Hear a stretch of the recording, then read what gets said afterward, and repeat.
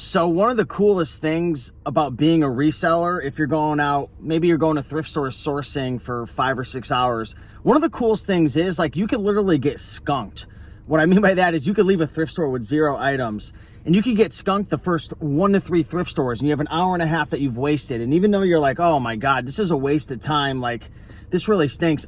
On that 4th thrift store, you might run across, a whole bunch of Dungeons and Dragons books and have a $300 profit. Or for example, the other day I went to a Goodwill and I found I can't pronounce it, Schott, SCHOTT bomber jacket that's probably going to sell between $300 and $500 used.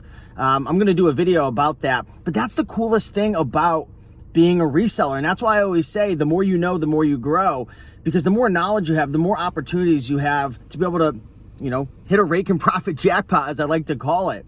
The same goes with, it could be clothing, it could be toys, especially board games, anything from CDs to DVDs, glassware. I mean, I could just spew off a million different niches. There's items within every single niche that can make you $100, $200, $500 profit. Now, obviously, the items that are going to make you $400, $500, $600 profit, which I come across from time to time, are rare. But don't beat yourself up if you're going to thrift stores or garage sales or auctions or wherever you're going to source and you're not finding items, because you're literally one item away from making it worth your day. That's all I gotta say, right? Who here has ever been in a situation where maybe you went to a Goodwill and you went to a Savers and you went to a Salvation Army and you're just striking out, and maybe you're finding a couple little items with, a little meat in the bone, a $5 profit here, an $8 profit here, a $12 profit here, but you're thinking to yourself, well, that's going to be used for gas. That's going to be used for like the supplies and equipment that I invest in every month, or maybe it's my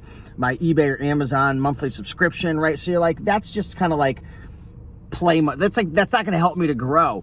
Don't beat yourself up though. Don't beat yourself up if you haven't hit that home run yet today, because I'm telling you, it's right around the corner.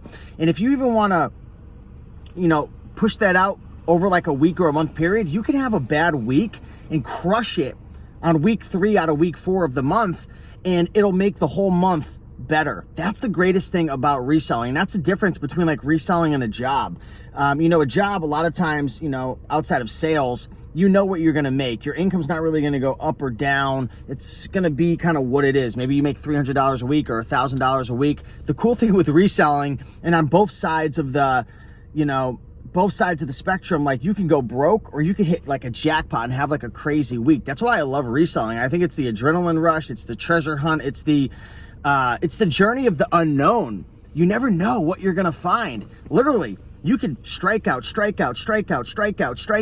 thrift stores in a row, and then on a 6th one, for a bookseller like myself, I can hit a jackpot and make $1,500 in potential profit. I'm calling it potential profit because it hasn't sold yet.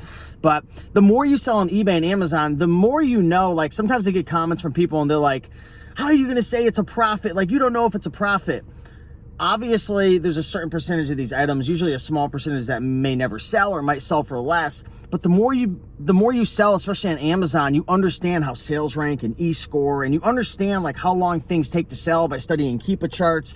And on the other side with eBay, studying the sold listings and completed listings and your experience can help you to kind of, lock in what that potential profit's going to be. But literally, you're one item away, one product away from making it worth it. So if you're struggling today or this week or this month, I'm telling you, a couple really good days can make the week amazing. You might strike out 3 out of the 4 weeks, but you have that one week where you just crush it.